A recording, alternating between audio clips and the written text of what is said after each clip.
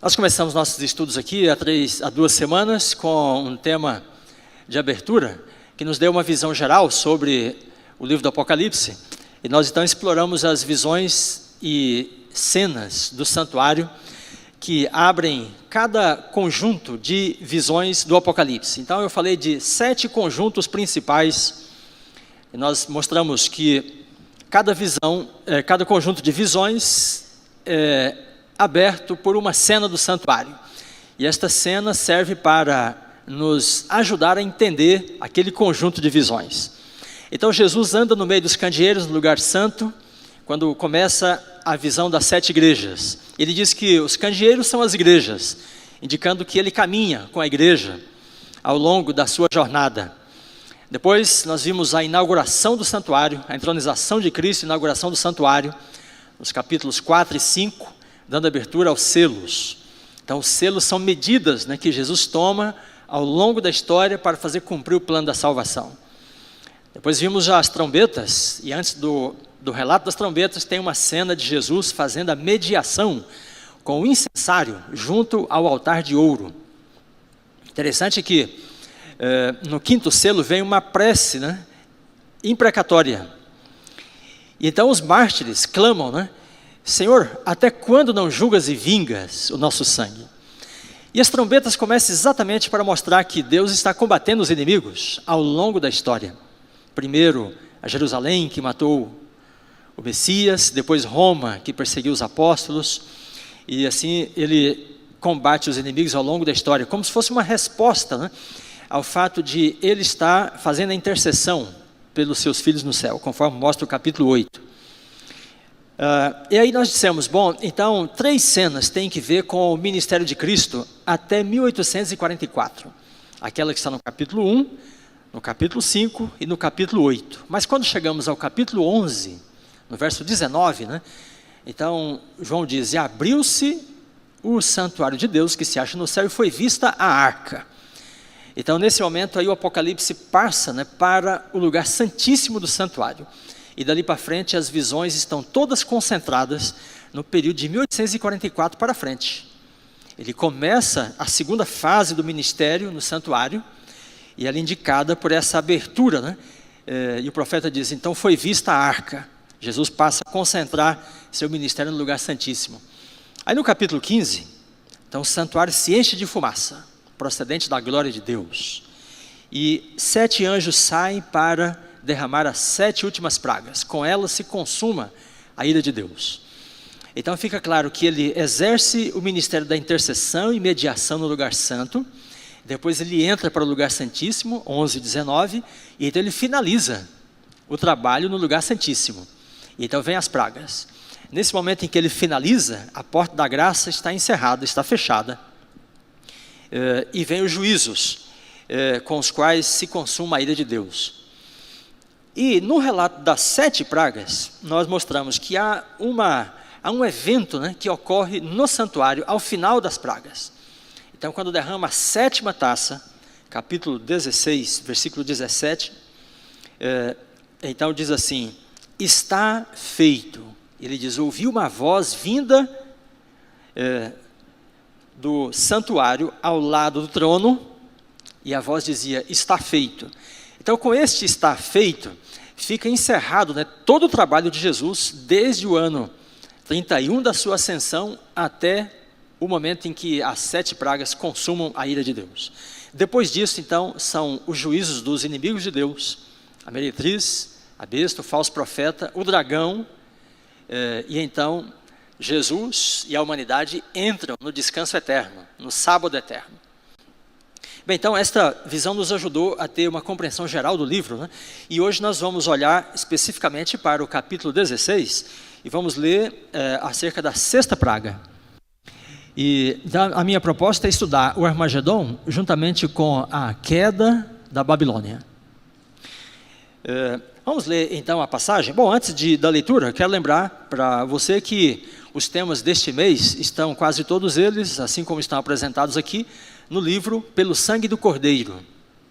Eu disse aqui que o Cordeiro é o protagonista do Apocalipse. A vitória em seu sangue, por meio de seu sangue, é o tema central do livro do Apocalipse. E também você tem o Último Império, e pode ser lido alternativamente em inglês ou em espanhol. Então a Safeliz da Espanha publicou a versão em inglês, que é distribuída pelo Amazon, nos ABCs nos Estados Unidos, e a Asis publicou a versão em espanhol. Bem, então o texto é Apocalipse 16, versículos 12 a 16. Vamos ler. Derramou o sexto anjo a sua taça sobre o grande rio Eufrates, cujas águas secaram, para que se preparasse o caminho dos reis que vem do lado do nascimento do sol. Então, vi sair da boca do dragão, da boca da besta e da boca do falso profeta, 3 espíritos imundos, semelhantes a rãs, porque eles são espíritos de demônios que operam sinais, os quais se dirigem aos reis do mundo inteiro com o fim de ajuntá-los para a peleja do grande dia do Deus Todo-Poderoso. Então vem um parêntese. Eis que venho sem demora, ou venho como ladrão. Bem-aventurado aquele que vigia e guarda as suas vestes, para que não ande nu e não se veja a sua vergonha. Então, aí volta ao tema. Os ajuntaram no lugar que em hebraico se chama Armagedon. Bem, esta leitura, por si só, não nos esclarece muita coisa, porque nós estamos acostumados, a primeira praga é muito clara e fácil de entender, assim como a segunda, a terceira, a quarta e a quinta.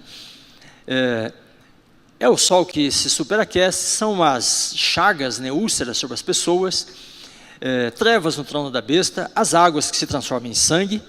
Mas quando chegamos à sexta praga, não entendemos nada que aqui diga respeito realmente a um flagelo, a uma praga. Você concorda comigo? As águas se secaram, preparando o caminho dos reis que vêm do lado do nascimento do sol. 3 espíritos que entram em ação. Bem, estes versos todos parece que não nos colocam de fato diante de uma praga equivalente ou semelhante às 5 anteriores. E realmente esta é considerada ser a única que é dada em linguagem simbólica.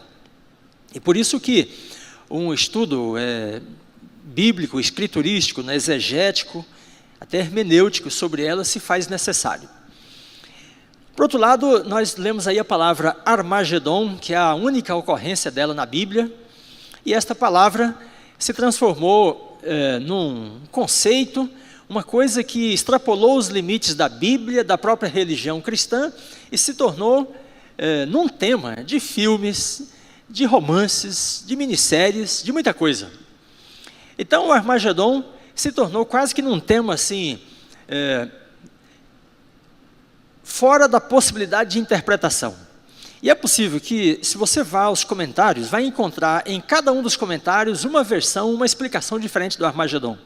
Não só cada religião ou igreja, confissão tem uma leitura diferente, mas os próprios comentaristas dentro de uma mesma confissão têm interpretações diferentes.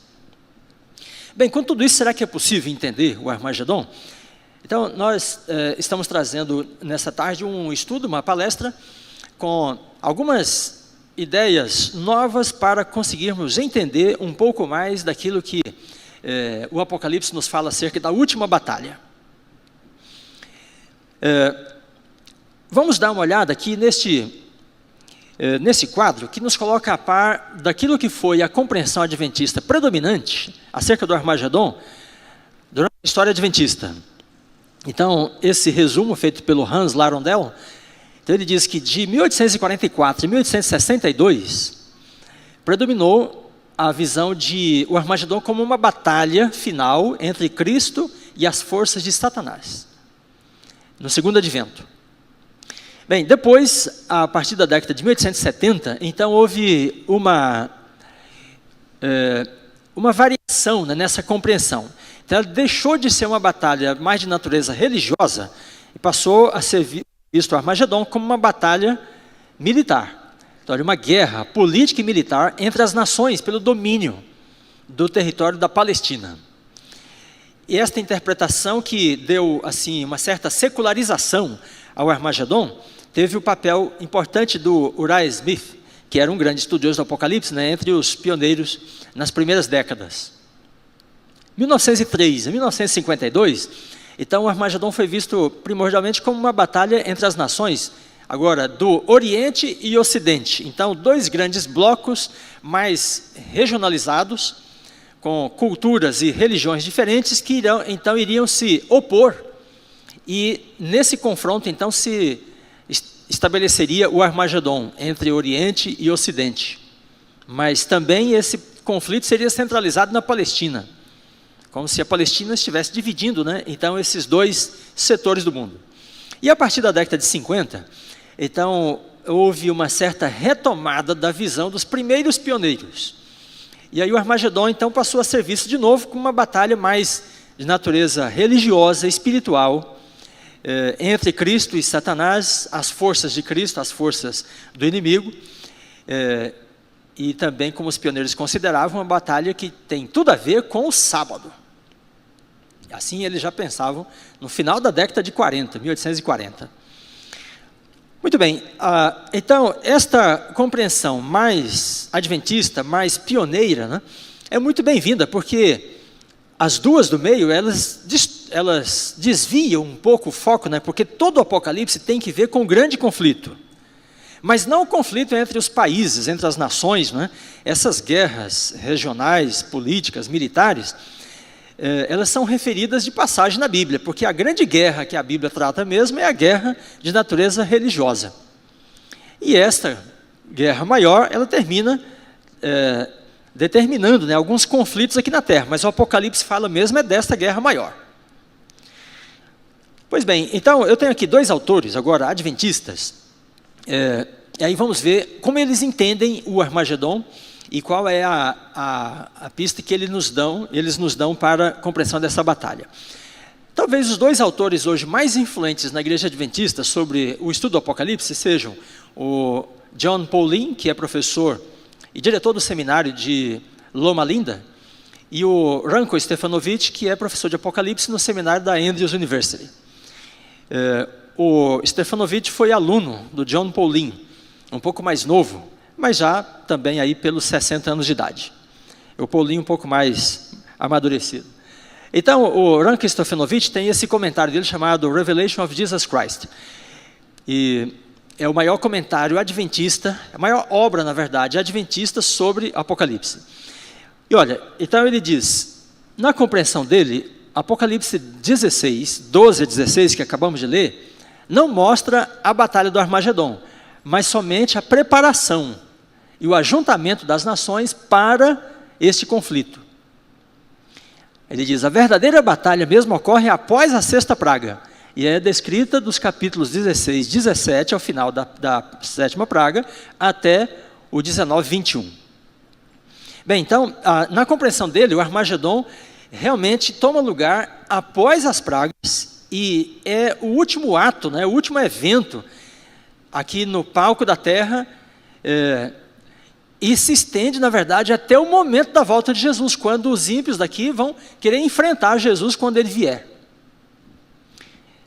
Quando se lê Apocalipse 19, de forma literal, parece dar essa impressão. E vi os reis da terra, e a besta e os reis, congregados para pelejar contra aquele que está montado no cavalo. Então, algumas pessoas têm uma visão do cavaleiro, né, como sendo a própria volta de Jesus. Porém, se Jesus não vem montado a cavalo, né, e nem os anjos vêm montado a cavalo, a visão deve ser entendida como simbólica. E nesse caso, pode ser que ela não esteja falando, né, do momento lá da volta de Jesus, mas do conflito ainda do Armagedon. A besta e os reis congregados contra o cavaleiro e aqueles que o acompanham. Né? O John Paulin, que é o segundo grande autor adventista, no livro dele Armageddon at the Door, ele diz que a sexta praga em si mesma não é a batalha do Armagedon, praticamente a mesma coisa que diz o Stefanovic. Em vez disso, é o ajuntamento das forças para o conflito. A batalha é referida na sétima praga. Então, no momento, né, precedente, imediatamente antes da volta de Jesus. Bem, eu também estive lendo, né, vários autores não adventistas. Em geral, eles também entendem, aqueles que são futuristas, autores conservadores, entendem que o Armagedon também é lá no final, depois das pragas. E se você ler o texto, né, na sequência em que ele está, sem considerar a estrutura do livro, isso é o que realmente parece ser. Porque ele diz, a sexta praga foi derramada, as águas do Eufrates se secaram. Aí ele diz, então, ou em seguida, vêm os 3 espíritos para o trabalho deles, congregar os reis para a grande batalha. Então, se está na altura da sexta praga, essa obra dos 3 espíritos, a juntar os reis, estaria então preparando, né, o mundo para esse conflito que tomaria lugar da 7ª praga até a volta de Jesus. Então, esta é a compreensão mais predominante. Segundo essas leituras, veja, algumas implicações. Durante a sexta praga, sob a influência dos espíritos, então os ímpios se preparam para a última batalha. E se preparam, inclusive, militarmente, né, para enfrentar Jesus e os anjos, ou fazer sua última investida, né, contra o povo de Deus aqui na terra. Segundo, por ocasião da segunda vinda, os ímpios lutam contra os santos e contra Cristo. E terceiro, o clímax do Armagedon ocorre na parousia, quando as forças perseguidoras são destruídas. Então, o Armagedon iria até o momento da volta de Jesus, e ele é encerrado mesmo quando Jesus, num sopro, né, aniquila todas as forças opositoras, né, em resistência aqui na terra. Aí chamo sua atenção para esse último ponto. De modo geral, então, o Armagedon é caracterizado como extremamente crítico para os santos, para o remanescente, né, para os fiéis, que sob pressão dos seus inimigos, são preservados até a volta de Jesus para serem lá então libertos, né, no final dessa batalha. Porém, tem algumas questões, né, que parecem não estar batendo muito quando a gente tem essa leitura. Então vou apresentar alguns problemas. Veja, se a sexta praga prevê então os preparativos dos ímpios, né, para o Armagedon, nesse caso, em vez de eles serem punidos na sexta praga, como em todas as demais, eles conseguem se organizar, montar uma resistência. Então, nesse caso, a sexta praga nada teria de um flagelo, né, assim como as demais. Segundo problema, né, se a sexta praga é mais uma taça da ira de Deus, qual é o efeito dela? Qual o resultado dela, né? E o terceiro, se antes das pragas a porta da graça se fecha, como nós vimos na visão do santuário, o santuário se enche de fumaça, né, e então os 7 anjos saem, por que os espíritos de demônios começariam uma obra, né, de engano, depois que todos os destinos já estão selados? Então eles vão operar sinais, né, para enganar, e com isso também juntar os reis da terra para um conflito. Porém, né, a essa altura, todos os destinos já estão selados. Que sentido faz essa obra dos espíritos, né, que vem do dragão, da besta, do falso profeta, que são espíritos de demônios, né, operadores de sinais? Por que essa obra teria sentido, né, a essa altura lá na frente? Muito bem, então, enfim, em que consiste a sexta praga? E quando é travada a batalha do Armagedon? Eu quero então enfrentar essas duas perguntas e nós vamos tentar então respondê-las. Vou usar um princípio, né, da interpretação que nós chamamos de intertextualidade. O que significa? Ali tem a definição. Intertextualidade é o engaste de fragmentos de um texto em outro texto.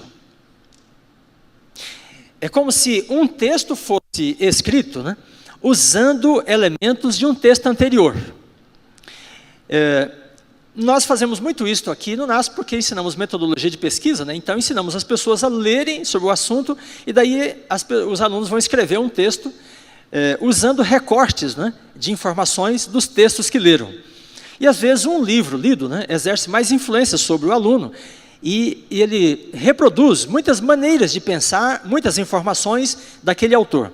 De forma que alguém que conhece o primeiro autor, quando lê o segundo, né, o professor está lendo o texto do aluno, e ele começa a pensar, não, mas esse texto aqui eu já conheço. Ele está feito muito parecido, muito semelhante ao livro tal. Então aí ocorre uma intertextualidade. Aquele texto anterior, ele foi engastado, né, foi reproduzido no texto novo, no texto atual.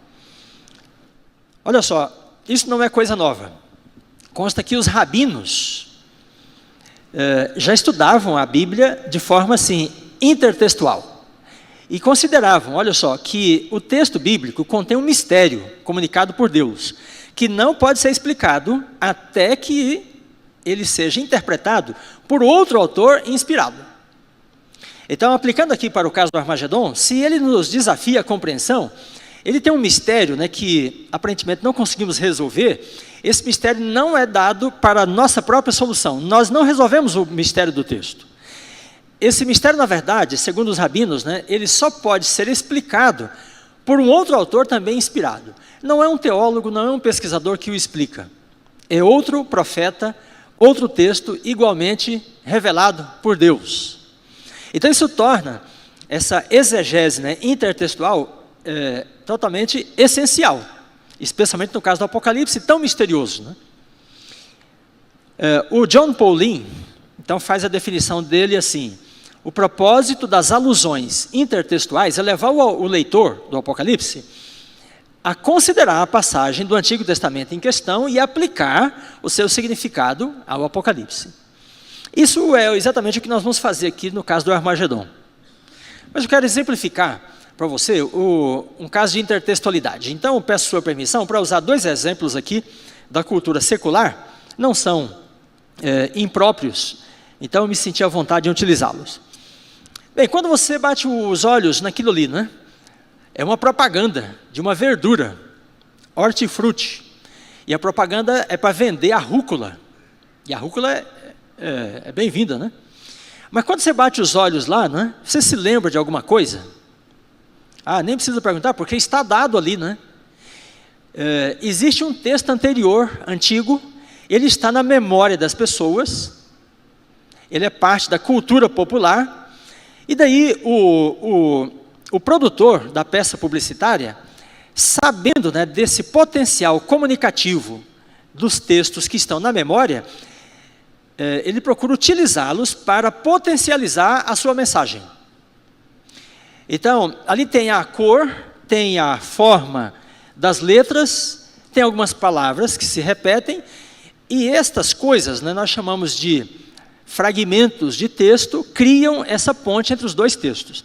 E a tendência, então, é a pessoa dizer: a rúcula, né, é tão forte, tão verde, quanto o incrível Hulk, né? Portanto, deve ser boa.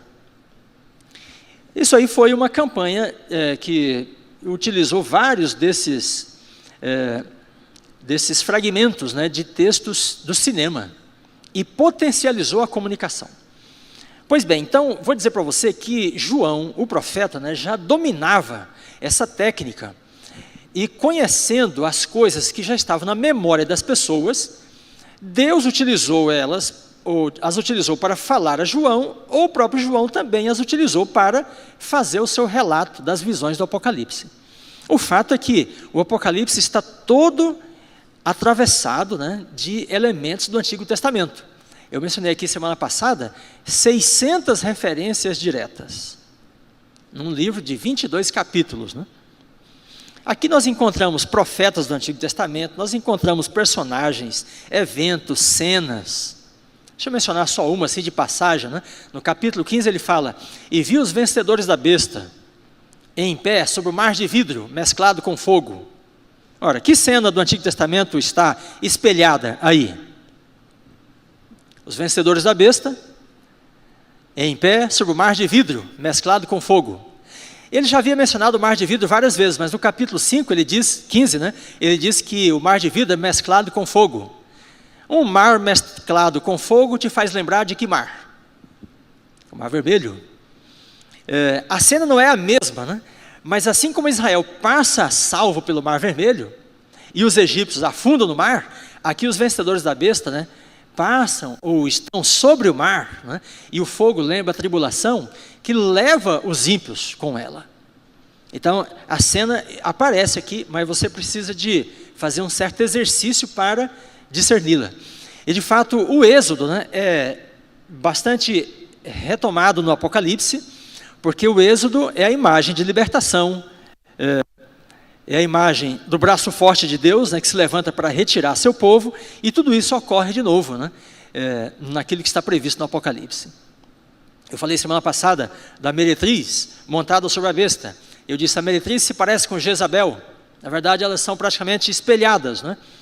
Jezabel também tinha a sua besta sobre a qual ela montava e dominava e levava para onde ela quisesse, né? E o rei Acabe era completamente dependente de Jezabel e deixava que ela conduzisse o reino, né, como ela o desejava. Então, esta relação dos dois personagens é usada para a construção da visão da mulher que monta sobre a besta. A mulher, representante do poder religioso, pagão, assim como Jezabel, e a besta, o símbolo do poder político, que é dominado pelo poder religioso. Assim como o rei de Israel, o rei Acabe, né, que era o poder político dominado pela sua mulher, a rainha Jezabel. Pois bem, então, é no Antigo Testamento que nós temos de buscar os intertextos do Armagedon. Vamos fazer isso, olha. Eu vou começar então vou falar de 3 pontos principais, para tentarmos responder aquelas perguntas iniciais, né? Em que consiste a sexta praga e quando ocorre o Armagedon. Então eu vou falar da natureza da batalha, vou falar da identidade dos 3 espíritos e, em terceiro lugar, vou falar sobre o significado da sexta praga. Bem, a palavra Armagedon é uma palavra criada por Deus ou pelo profeta, mas ela não existia até aqui. E ela é a junção de 2 palavras. Har, em hebraico, Har, é montanha ou monte. E Magedon é a transliteração para a língua grega do nome de Megido, que era o nome de uma cidade no Antigo Testamento. Bem, então, João disse literalmente assim, então os ajuntaram no lugar chamado Monte de Megido. Porém, quando você vai para o Antigo Testamento, não encontra uma montanha com esse nome, tem uma cidade. Porém, perto desta cidade, né, a cidade está ali no meio do mapa, Megido, circulado, com um círculo meio oval. Então ali está a cidade de Megido. Ao sudeste de Megido, ao norte e ao noroeste de Megido, ao vale de Jezreel, ou vale de Megido, um vale imenso de 300 quilômetros quadrados. E esse vale foi palco de várias batalhas históricas, várias batalhas importantes na história de Israel. Então, o fato de a cidade estar localizada ali, né, e haver todas essas batalhas no Antigo Testamento, no Vale de Jezreel, sugere para nós que possivelmente neste vale, ou nos eventos deste vale, estejam as pistas para nós entendermos melhor o Armagedon. Então, seguindo aquela recomendação do John Paulin, né, identificar no Antigo Testamento e aplicar o significado desses eventos ao Apocalipse. Bem, então alguns eventos de lá foram a derrota de Débora e Baraque sobre o exército de Sísera. Elias derrotou os profetas de Baal no Monte Carmelo. O Monte Carmelo fica ali a noroeste do Vale de Jezreel. Por sinal, é a montanha mais célebre de todo esse conjunto, de toda essa geografia. Em terceiro lugar, morreu o rei Josias, ali ao norte de Megido. E a rainha Jezabel morreu ali perto de Endor, né, onde está apontando ali a seta. Então é um vale imenso e todos esses eventos ocorreram lá. Pois bem, então nós vamos dar uma olhada em cada um desses eventos. Uma olhada rápida. Débora e Baraque, no vale de Jezreel. Quando o Apocalipse fala de uma aliança entre os espíritos e os reis da terra, faz uma referência a um salmo, e é um salmo sobre a batalha de Débora e Baraque, que é o Salmo 83. Veja como se ajusta. O salmo diz assim: ó Deus, os teus inimigos, inimigo é comum no Apocalipse? Muito, né? Os teus inimigos se alvoroçam, tramam astutamente contra o teu povo e conspiram contra os teus protegidos. Isso aí se parece com Armagedon? Sim, e muito, né? Os inimigos se armam com astúcia e tramam contra os protegidos de Deus, o remanescente no Apocalipse. E dizem: vinde, risquemo-los de entre as nações, não haja mais memória do nome de Israel. Bem, quando iniciam as pragas, né, então os ímpios fazem uma arremetida mais intensa contra o povo de Deus, considerando que se eles banirem esse povo da face da terra, as pragas vão cessar. Então isso está no Salmo ali muito claramente: risquemos de entre as nações a memória de Israel, pois os inimigos tramam concordemente e firmam aliança contra ti. Faze-lhes como fizeste a Midian e como fizeste a Sísera. Então aí duas batalhas, né? A primeira de Gideão e a segunda de Débora e Baraque, nas quais Deus foi vencedor e seu povo com ele, né? Bem, se esta batalha do Vale de Jezreel, né, que é a primeira que nós estamos considerando, é um pano de fundo para o Armagedon, então fica sugerido para nós, né, que a alusão a Baraque e Gideão indica que o papel dos santos na batalha final deve ser um papel ativo e não passivo.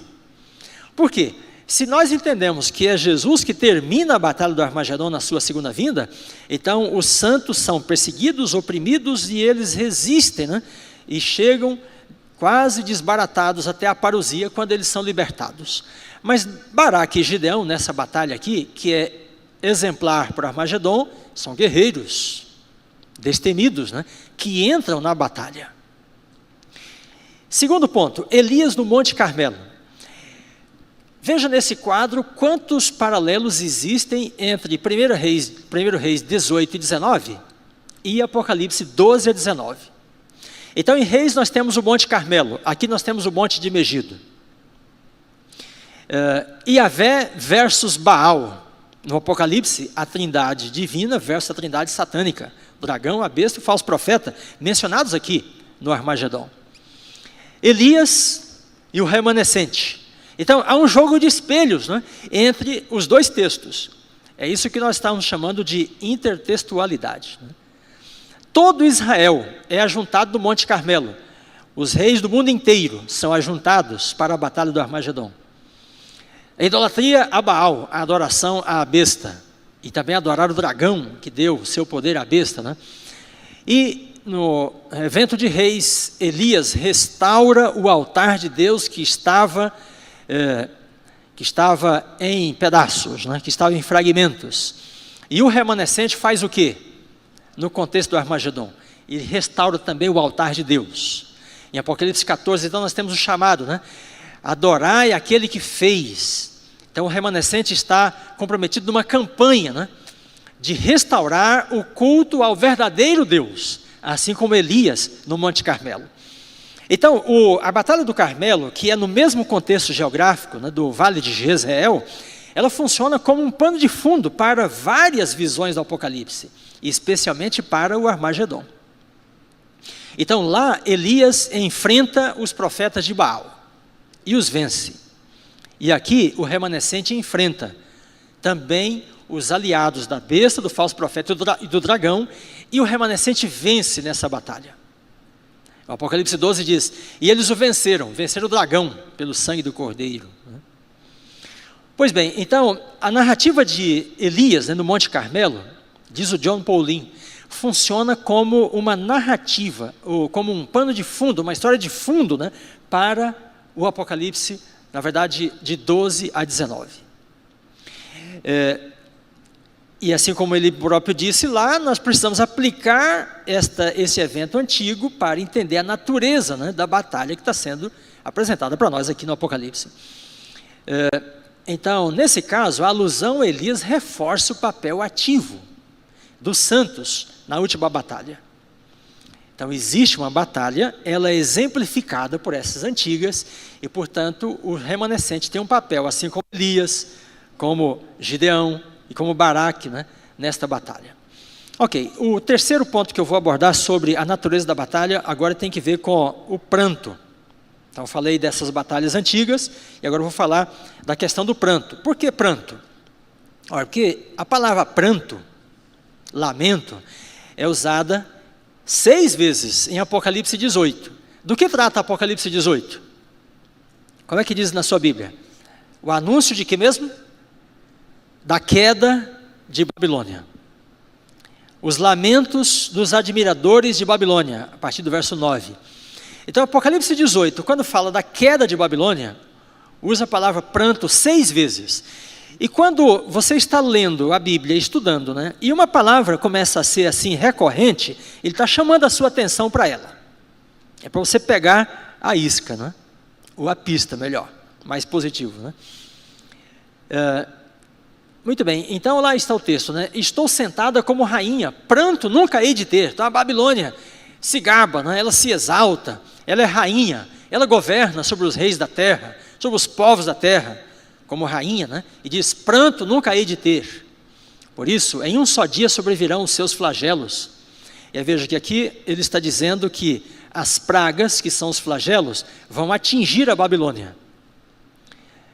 Morte, pranto e fome, ora, chorarão e se lamentarão sobre ela os reis da terra, e sobre ela choram e pranteiam os mercadores da terra. Então pranto será o destino da Babilônia, a de sua destruição e pranto sobre ela. Bem, o que pranto aqui, né, no contexto do capítulo 16, 17 e 18, indica para nós do Antigo Testamento, que pode nos ajudar a entender o Armagedon? Essa é uma pergunta difícil de responder. De onde você se lembra assim, de um pranto generalizado?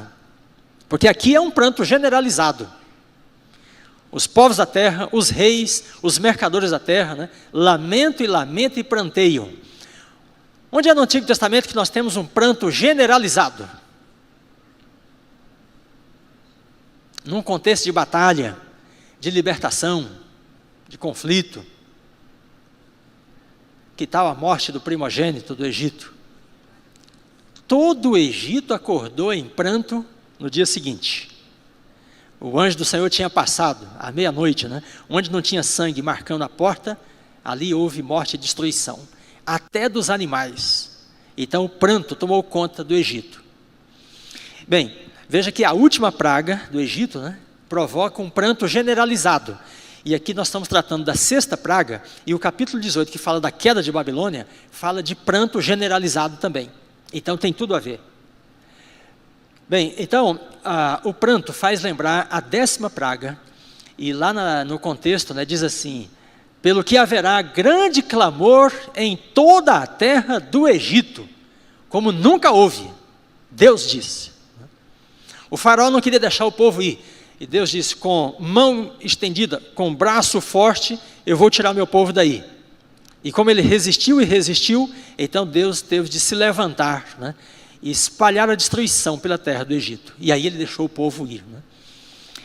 Pois bem, irmãos, então, Deus também disse assim, Êxodo 12, né? Sobre todos os deuses do Egito executarei juízo. Bom, então, vamos entender, antes de ler aquele texto que está ali, do Ducan, vamos entender o que Deus está dizendo com esse juízo sobre os deuses do Egito. Porque as pragas não atingiram os deuses, não é verdade?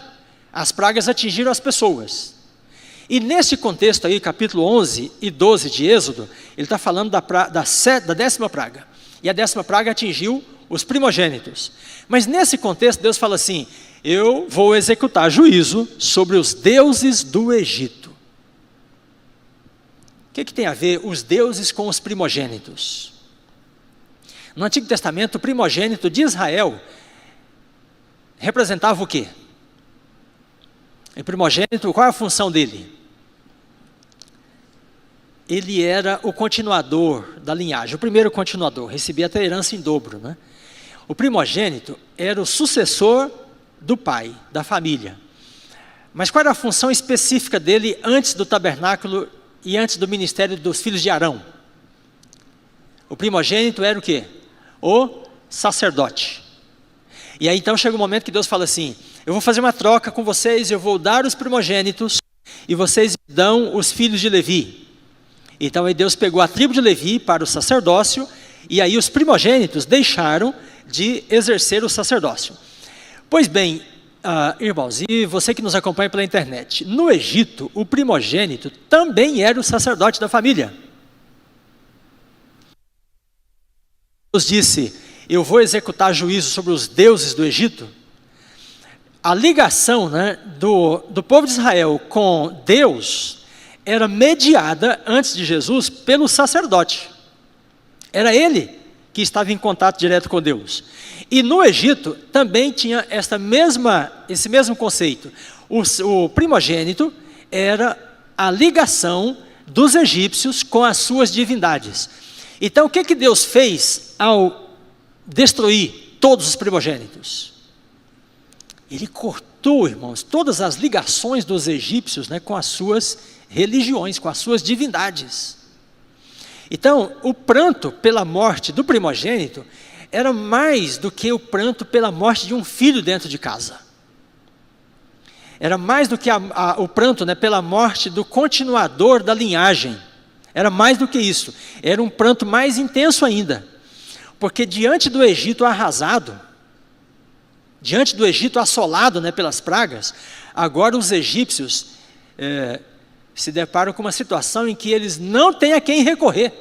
Não tem mediação, ligação entre eles e as suas religiões, os seus deuses. Essa ligação foi cortada, né, com a morte do primogênito. Então, Deus atingiu os egípcios, irmãos, numa coisa assim, extremamente nevrálgica. Aí daí o Ducan, então, ele vem e diz assim: o Armagedon evoca mais do que um campo de batalha. Sugere o desfecho da batalha. E a morte dos primogênitos significou mais do que a perda de um filho único, ou o fim do nome da família. Foi a morte da religião dos egípcios.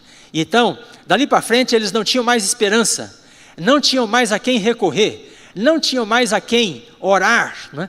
Porque não havia mais uma ligação entre eles e as suas religiões. Será que isso aí tem alguma coisa a ver com a queda de Babilônia? Por que os povos da terra vão lamentar e prantear tanto, né? Porque 6 vezes aqui no Apocalipse, para um livro tão curtinho, né? É para enfatizar, para dizer que o pranto é generalizado. Então, olha só, aqui está o fechamento da questão, né? Então, o lamento pela morte do primogênito sugere que o Armagedon será crítico para quem? Para os ímpios. O clímax do Armagedon será crítico para o ímpio, não para o remanescente.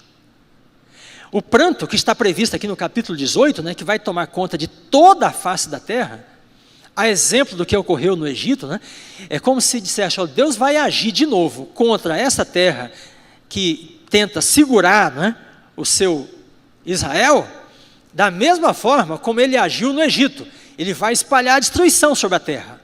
E a terra vai prantear, como os egípcios prantearam a morte do primogênito. Não a morte de um filho, mas a morte da religião, a morte da esperança, a morte de qualquer expectativa futura. Então, os deuses e as religiões das nações serão cortados. Com esse pano de fundo agora, a gente volta para o Armagedon. Então, aí o texto diz assim: derramou sobre o grande rio Eufrates e as águas secaram. Aí depois vamos no capítulo 17, as águas são o apoio da meretriz, né? A mulher está assentada sobre muitas águas. E depois no final do capítulo 17 diz: a mulher que viste é a grande cidade que domina sobre os reis da terra. Então, este suporte que ela tem, né, dos povos, dos reis, vai ser tirado dela. E ela vai ser o quê? Destruída. O capítulo 17 diz, verso 16, né? Os 10 chifres, que são os reis da terra, e a besta, o império, odiarão a meretriz, e a farão devastada, e despojada, e comerão as suas carnes, e a consumirão no fogo. Então, o que está prevendo aqui em relação ao destino de Babilônia? A sua destruição. Mas o que é a Babilônia no Apocalipse? Irmãos, a Babilônia é o resultado da junção desses 3 espíritos. E quando ele chama os reis da terra para eles, então forma esse complexo, né? Essa grande estrutura opressora, opositora, e ela vai ser quebrada. Essa estrutura vai ser quebrada por Deus. Em que momento? Na 6ª praga. porque a sexta praga está tratando da queda de Babilônia. Então, nesse caso, nós podemos considerar que a sexta praga é apenas o versículo 12 do capítulo 16, e os capítulos 17 e 18 são visões que o profeta tem para explicar a sexta praga, a queda de Babilônia. Bem, quão terrível será a queda de Babilônia? Se nós pensamos no Egito, nós temos uma ideia, mas nós temos um acontecimento mais próximo de nós, que exemplifica para nós quão dramática será a queda de Babilônia. Você se lembra de alguma circunstância histórica, da nossa história, né, ocidental, quando os reis se levantaram contra o poder religioso? Quando foi? Um evento, uma circunstância, né, um período em que os reis da terra, ou pelo menos alguns reis, né, se levantam contra as suas religiões. O que você acha da Revolução Francesa? Sim, a Babilônia dominou sobre os reis da Europa durante mais de um milênio, né? Oprimiu, subjugou, e aí chega o momento em que esses reis sobre os quais a Babilônia dominava, eles se levantam contra ela, e a odeiam, e a destroem, e igrejas foram queimadas, e bíblias, né? Então, a Europa se levantou contra as suas religiões. Na verdade, depois vem o mundo moderno como um todo, né? Mas primeiro a França. E Ellen White dedica um capítulo do Grande Conflito a esse evento, né? Pois bem, irmãos, estou então sugerindo que, quando a Bíblia diz assim, os 10 chifres e a besta odiarão a meretriz, isso interpreta a sexta praga, né? Está sendo previsto aqui uma nova revolução francesa, né? Quando os reis da terra, depois de serem dominados pela meretriz, vão lançá-la sobre o chão, vão odiá-la e vão pisoteá-la. Mas diz mais, eles vão queimá-la no fogo. E então a queda de Babilônia será como se fosse uma repetição da Revolução Francesa, porém agora em escala, o quê? Global. Mas não é só aquela ordem, né, religiosa envolvida na Revolução Francesa, porque o dragão, a besta e o falso profeta identificam aqui todos os organismos religiosos da face da terra. Então, depois de serem dominados por essas forças religiosas, né, os povos da terra vão desconfiar delas, vão na verdade odiá-las, vão atribuir a essas religiões a causa da sua perdição, e com esse ódio no coração vão destruir as suas religiões. Bom, será que eu estaria exagerando aqui na minha leitura?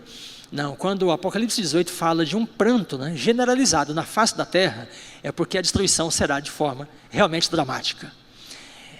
Ellen White chega a usar no Grande Conflito a expressão grande transe. Ela diz que quando aqueles que se sentem perdidos, eternamente condenados, entenderem que as suas religiões, seus sacerdotes são a causa da sua perdição, ela diz, eles vão se levantar contra eles, né, com um ódio indescritível, porque eles já não têm mais os freios do Espírito Santo na sua consciência, o Espírito já se retirou deles, né? Então ela diz assim, e este será um grande transe, que vai envolver toda a face da terra. Então será a repetição daquele evento da 10ª praga. Só que agora em outras proporções, né, em outras dimensões. Então aí repito para você, o pranto envolvido aqui, indica que o clímax do Armagedon será crítico para os ímpios.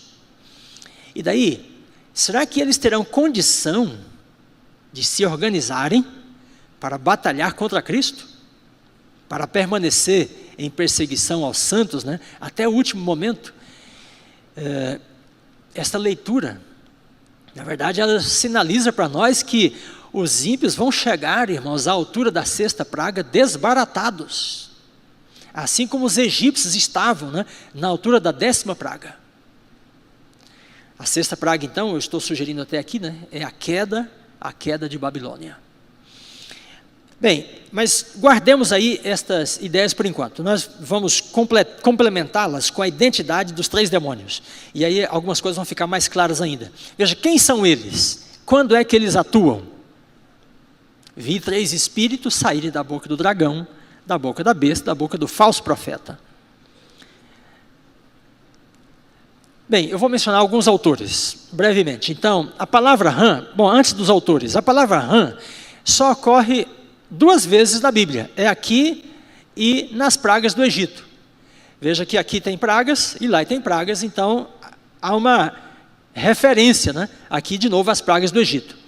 E lá, nas pragas das rãs, foi a última praga que os magos conseguiram imitar, fazer uma contrafação. Depois dali para frente eles não conseguiram mais. Então a ideia de contrafação é muito importante aqui no contexto dos 3 demônios. Porque se eles são semelhantes a rãs, a única ocorrência, né, da palavra e desse bicho aí na Bíblia é lá nas pragas.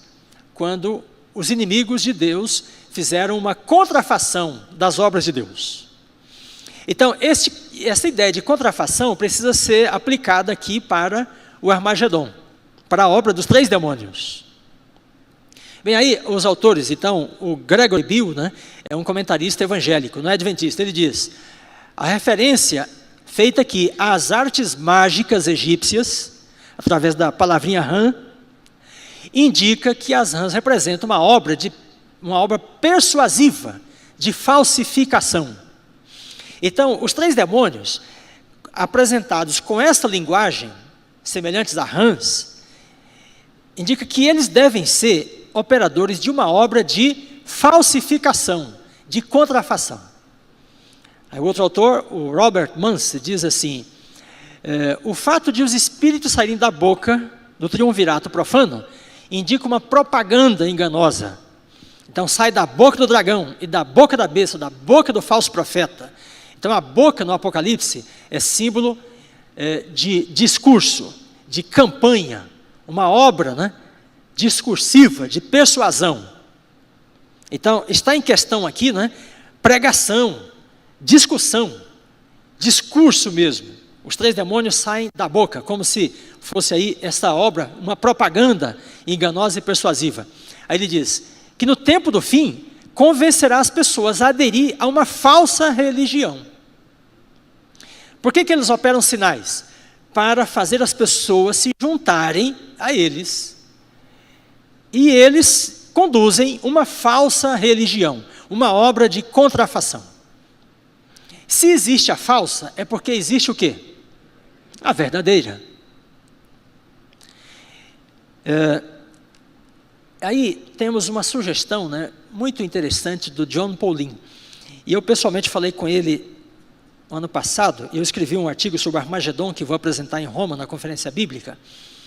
Eu disse para ele, olha, o seu insight sobre os 3 anjos e os 3 demônios, né, é a coisa mais iluminada que eu já vi sobre o Armagedon.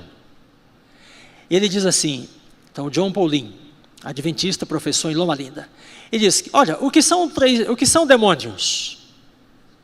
O que os demônios são?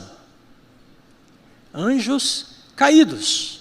Então aqui João podia dizer assim, e vi 3 anjos caídos saírem.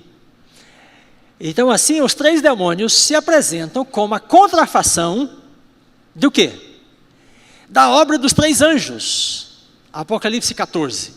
Então agora nós chegamos a um fechamento da situação. Os 3 demônios têm uma obra de falsificação e 3 anjos têm uma obra daquilo que é verdadeiro. Os 3 anjos chamam as pessoas para adorar o verdadeiro Deus, né?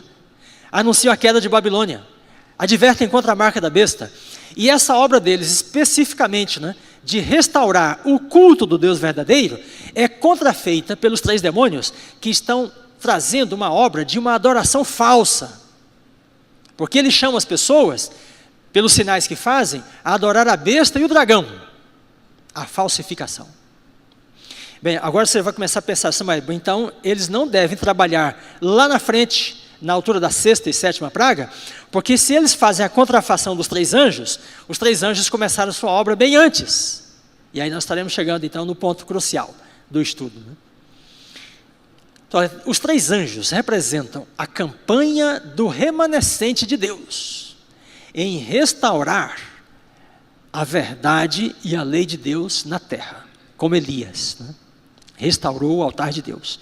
E os 3 demônios representam uma campanha também das religiões mundiais em difundir um sistema de adoração contrário à lei de Deus. Bem, com esse insight então, né, do John Paulin, parece que nós chegamos ao ponto crucial do Armagedon. Quando é que começa o Armagedon? Quem vai lutar nele? Vamos fazer agora aqui a seguinte comparação. Nós temos os 3 anjos, Apocalipse 14. Eles pregam o evangelho eterno, anunciam o juízo, a lei de Deus, né? Temei a Deus. Temor no Antigo Testamento é obedecer os mandamentos. Teme a Deus, guarde os seus mandamentos, diz Salomão, né?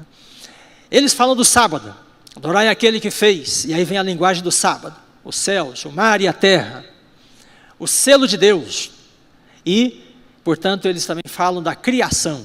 É o Deus Criador que deve ser adorado. Pois bem, irmãos, nós consideramos que os 3 anjos começaram sua obra quando?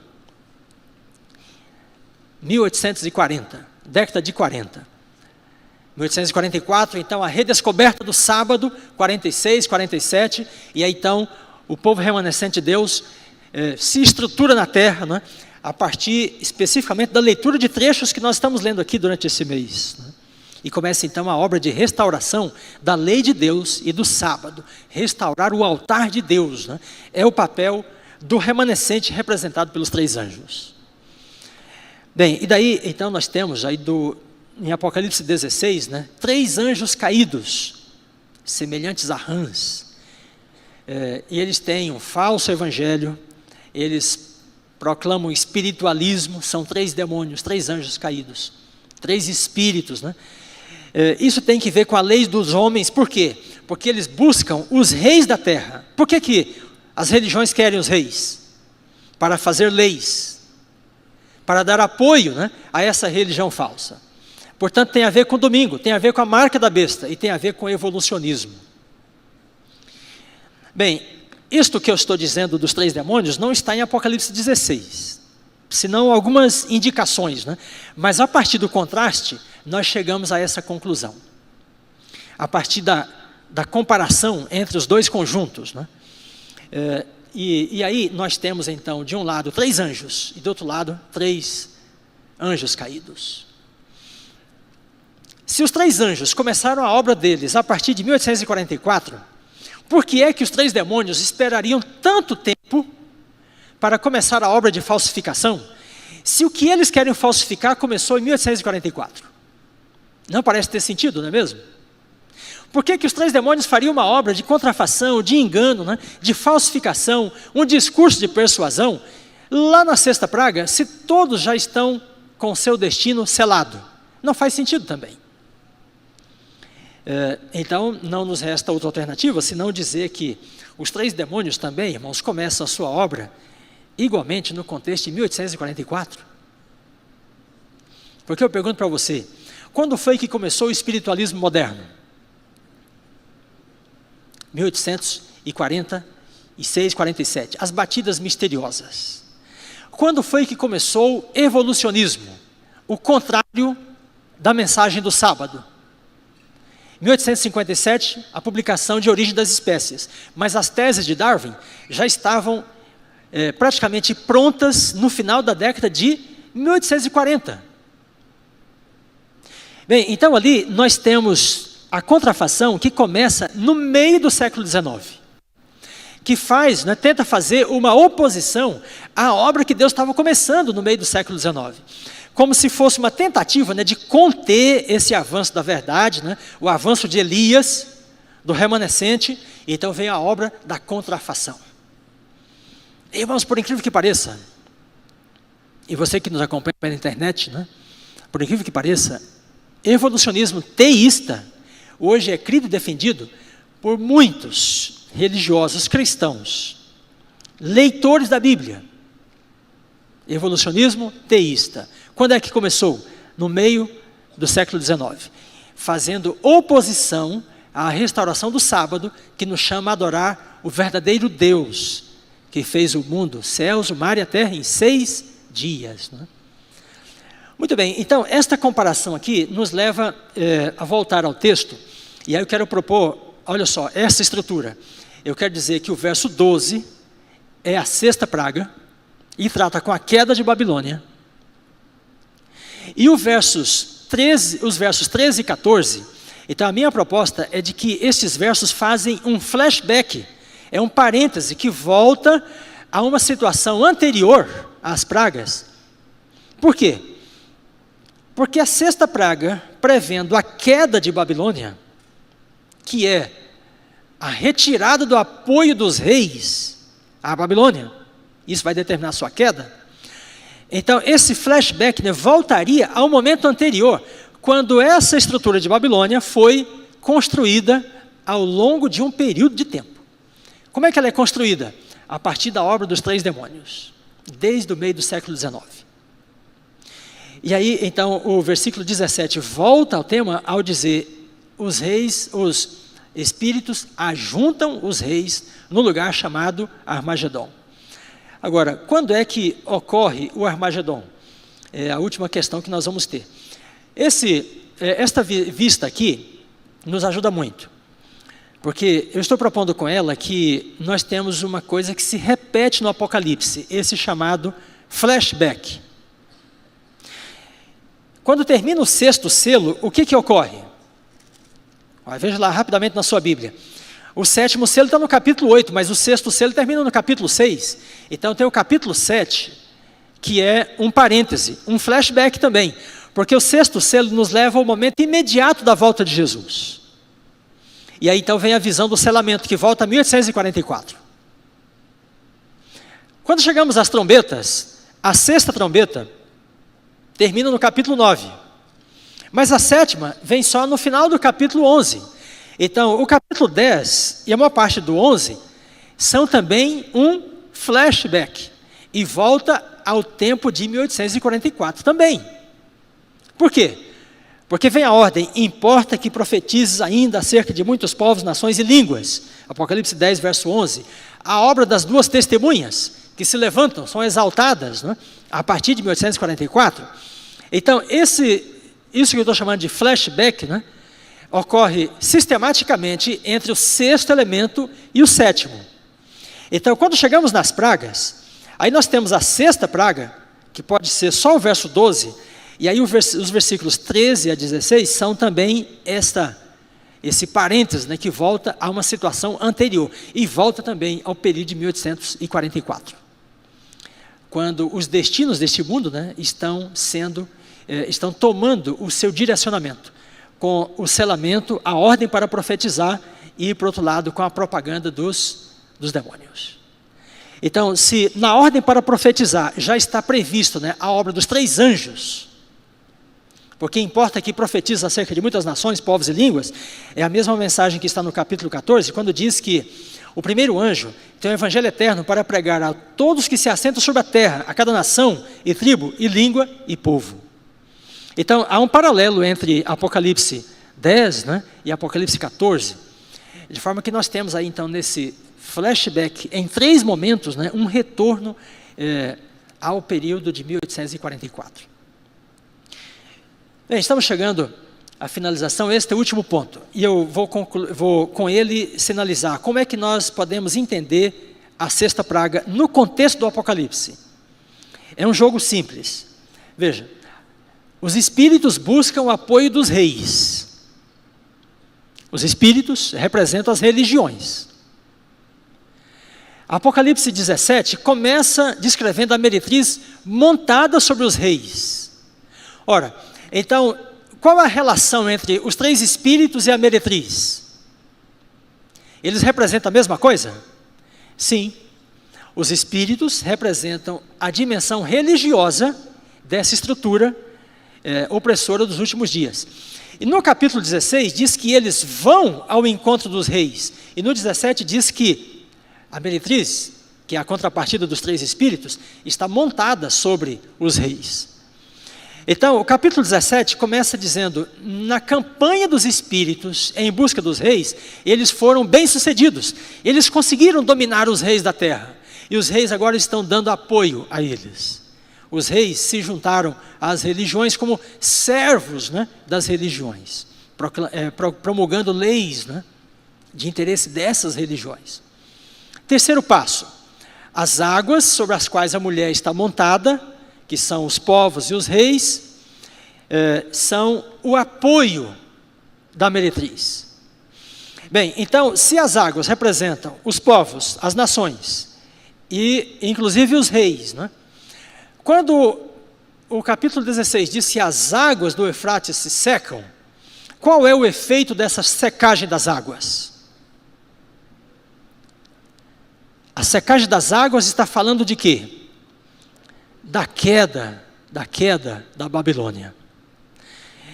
E aí, irmãos, nós temos um outro jogo interessante, porque quando o povo de Judá estava em Babilônia e Deus os tirou de lá, foi também pela secagem das águas do Eufrates. Quando o povo de Israel estava no Egito, né, Deus os tirou de lá, foi por meio de quê? Da secagem das águas do Mar Vermelho. Então a secagem das águas aqui, do Eufrates, né, como se fosse uma medida final de Deus, com a morte dos primogênitos, né, a abertura do Mar Vermelho, a secagem das águas do Eufrates da Babilônia, né, que é uma ação divina para libertar seu povo. E essa ação divina, dada aqui nessa linguagem simbólica, implica a queda de Babilônia. A destruição, né, da dimensão religiosa. É Deus que vai destruir a Babilônia? É Deus quem destrói a Babilônia? Não, a Babilônia será destruída pelos seus próprios amantes. Então, os reis e os povos da terra, que ela seduziu e que passaram a apoiá-la, né, vão se voltar contra ela. E vão destruí-la. E depois, apesar de eles mesmos destruírem, eles vão prantear sobre ela. Como se fosse num gesto, uma ação assim, irônica, né? Meio esquizofrênica, por parte dos reis da terra e dos povos da terra. O que vai fazer com que os povos da terra se voltem contra as suas religiões, ao ponto de destruir as suas religiões, matar seus sacerdotes, queimar as casas de culto? O que você acha que vai fazer com que os povos da terra ajam desta forma? Pensando aqui lá na altura dos últimos acontecimentos. O que vai fazer com que os povos da terra saibam que estão do lado contrário ao lado de Deus? Porque, olha só, antes de você responder, entenda que quem tem a marca da besta vai achar que está do lado do dragão e da besta e do falso profeta? Vai achar que está do lado de quem? Do lado de Deus. E vai entender que aqueles que não têm essa marca são os inimigos, por isso vão querer destruí-los, né? E o que vai fazer com que estas pessoas que têm a marca da besta constatem ou se convençam de que elas estão perdidas? Alguma coisa, as pragas vão fazê-las suspeitar, mas elas vão querer destruir o remanescente, pensando que isso vai fazer com que as pragas cessem, né? O que Ellen White diz que vai aparecer no céu? Todo o planeta escuro, e então a abertura, e a luz de Deus vai brilhar lá de cima, né? Ela diz, então, mãos gigantes, né, vão tomar as tábuas e vão exibi-las diante dos olhares petrificados dos habitantes da terra. E eles verão, os habitantes da terra verão, na lei de Deus exibida nos céus, os céus proclamam a tua glória, né? Eles verão a norma do juízo. E aí sim, todas as consciências serão esclarecidas. Elas retomarão, né, aquilo que ouviram da pregação do remanescente, mas não quiseram acreditar. E chegarão à conclusão de que o remanescente tinha a pregação verdadeira, porém eles não atentaram para ela. E quando se convencerem disso, vão atribuir a quem a sua perdição? As religiões que pregaram contrariamente a esta lei. E é isso, irmãos, que possivelmente seja o fator que vai determinar, não é, esta mudança de atitude em relação à Babilônia. Os povos da terra vão odiar as religiões que os levaram a pisar a lei de Deus. E o ódio delas, das nações, né, dos povos deles, dos povos, contra essas religiões será um ódio mortal, indescritível. Mais do que foi da Revolução Francesa contra a Babilônia da época. Muito bem, então, estou chegando à conclusão. Eu quero sugerir então para você que nós temos o Armagedon sinalizado várias vezes no Apocalipse. 12:17, o dragão peleja contra o remanescente. 13, as duas bestas pelejam contra os que não têm a marca. O 16:14, os espíritos fazem peleja contra os que vigiam e guardam. E a besta e os reis pelejarão contra o cordeiro e os eleitos. Apocalipse capítulo 17. Então essa peleja, que é toda ela definida pelo mesmo termo grego, ora o substantivo polemos, ora o verbo polemeu, pelejar, é uma peleja só, é uma batalha só. Quando é que começa essa batalha? Quando é que começa o Armagedon? Os preparativos começaram desde quando? O início dos preparativos no meio do século XIX, né? E caminham, e se intensificam. O remanescente intensifica a sua obra, televisão, rádio, literatura, universidades, livros espalhados pelo mundo, missionários pelo mundo, mas os três espíritos também intensificam. E eles buscam a sua intensificação num ponto específico, revelado no Apocalipse. Eles querem que os reis da terra os ajudem. Então, a união de igreja e Estado. E é possível que seja o resultado da união de igreja e Estado, né, que vá definir o início da fase crítica do Armagedon, com perseguição, né, condenação e até morte. Então tem esse quadro aqui, que pode ser para nós assim uma visão gráfica do Armagedon. 1844, os três anjos arrancam na sua obra.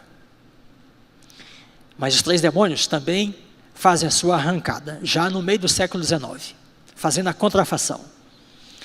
Então, quando os três espíritos veem que o remanescente progride, né, e então vem o batismo do Espírito com o alto clamor, chuva serôdia, então eles não veem como deter a obra do remanescente, a não ser por meio da força de leis proibindo a pregação do remanescente na terra.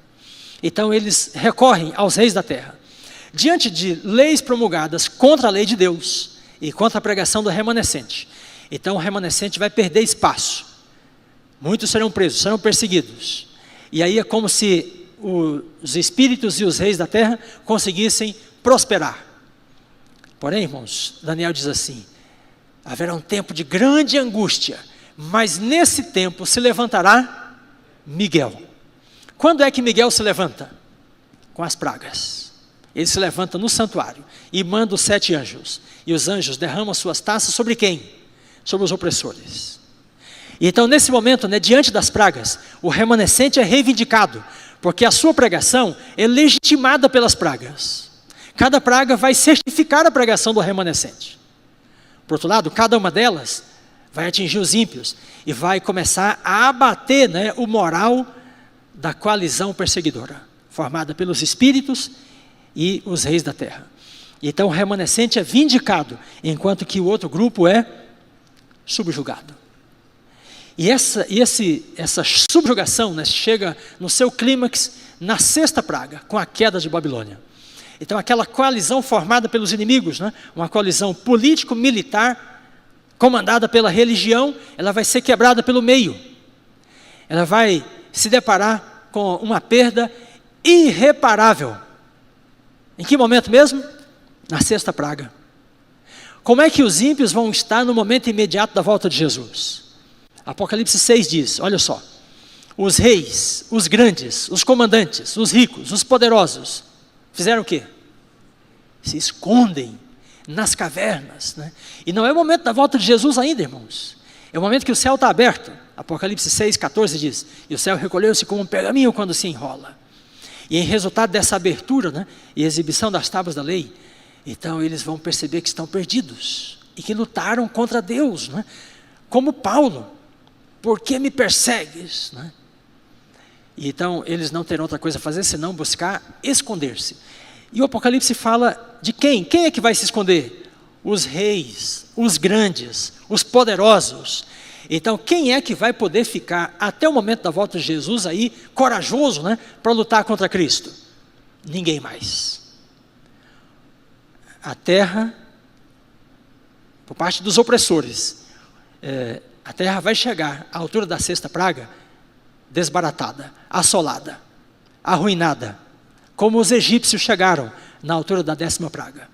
E eles já não tinham mais, irmãos, o que fazer. As suas forças, né, suas vitalidades estavam sendo exauridas, eles não tinham mais o que fazer. Na altura da sexta praga, a coalizão inimiga do povo de Deus vai estar desbaratada. O Armagedon, portanto, será crítico para quem? No início, o remanescente vai enfrentar um período crítico, mas quando começam as pragas, a crise vai se intensificar mesmo para o outro grupo. E chega ao seu clímax, né, na sexta praga. Muito bem, pensando nesse quadro, nesse estudo todo que fizemos, né, então, uma pequena revisão. Nós lembramos de Gideão, Baraque, Elias, e nós dissemos o papel do remanescente é ativo. O remanescente desmascara a Babilônia, como Elias desmascarou Jezabel, os profetas de Baal. O remanescente parte para o confronto e vence. Eu disse, qual é a natureza da batalha? Essa batalha é de natureza religiosa, bíblica, né? É uma batalha pela verdade, pelo culto do Deus verdadeiro. É uma batalha de natureza espiritual, mas espiritual que vai alcançar uma dimensão política, legislativa, militar, e vai envolver toda a face da terra. Mas nós caminhamos para o final, para sinalizar que o início do Armagedon deve ser quando as nações da terra começam a promulgar leis contrárias à obra do remanescente. E esse confronto então se intensifica, e no início das pragas, Deus se levanta para defender o remanescente. E o remanescente chega então vindicado, né, à altura da sexta praga. Pois bem, eu vou finalizar com uma leitura de um texto de Ellen White. Será que ela pensava mais ou menos assim? Ou ela pensava no Armagedon lá na frente, na sexta e sétima praga? Ou ela pensava no Armagedon que estava começando no tempo dela? Então faz bem a gente ouvir da profetisa em cada situação. E aqui ela fala assim, olha, ela escreveu 1890. O tempo atual é solene e terrível para a igreja.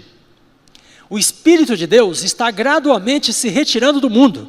Irmãos, ela estava dizendo que isso estava acontecendo em 1890.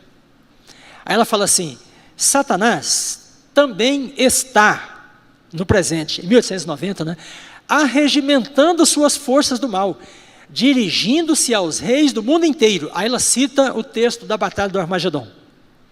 Ajuntando-os sob sua bandeira para a peleja do grande dia do Deus Todo-Poderoso. Então, ao falar do trabalho do dragão, né, em ajuntar os povos da terra, ela diz que em 1890 ele já estava em atuação com esta finalidade. Então os preparativos não tomam lugar lá na altura da sexta praga, eles vêm desde o meio do século XIX. E aí está a afirmação dela. Um terrível conflito encontra-se diante de nós. Então o conflito vai se intensificar lá na frente. Aproximamo-nos da peleja do grande dia do Deus Todo-Poderoso. Os principados e poderes da terra estão em acirrada revolta contra o Deus do céu. Olha o Salmo 83 aí. Em breve, muito em breve, será travada a última grande batalha entre o bem e o mal. E a terra será o campo de batalha e o local da peleja e da vitória final. Tá, onde será o Armagedon? Nos Estados Unidos? Na Palestina? Na África?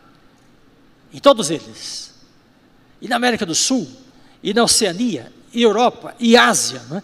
Onde o remanescente levantar-se para restaurar o altar de Deus, né? Ali também haverá a obra de contrafação e um confronto, né? Mas, com base na palavra de Deus, né, o remanescente vai desmascarar a oposição. E é a sua obra para que os últimos fiéis saiam de Babilônia, atendendo a última chamada: sai dela, povo meu. Queridos amigos e irmãos, e você que nos acompanha pela internet, a palavra de Deus é muito clara, não deixa dúvida. E Deus tem um povo que Ele está guiando para cumprir a sua agenda. E desde que Ele chamou esse povo, há um outro grupo que faz a obra contrária, a contrafação. Mas a Bíblia atesta, né, que vence aquele grupo que está sob a bandeira de Emanuel. Que Deus abençoe você para que você seja ativo, participante e partilhe dessa vitória, hoje e até o dia da segunda vinda. Amém.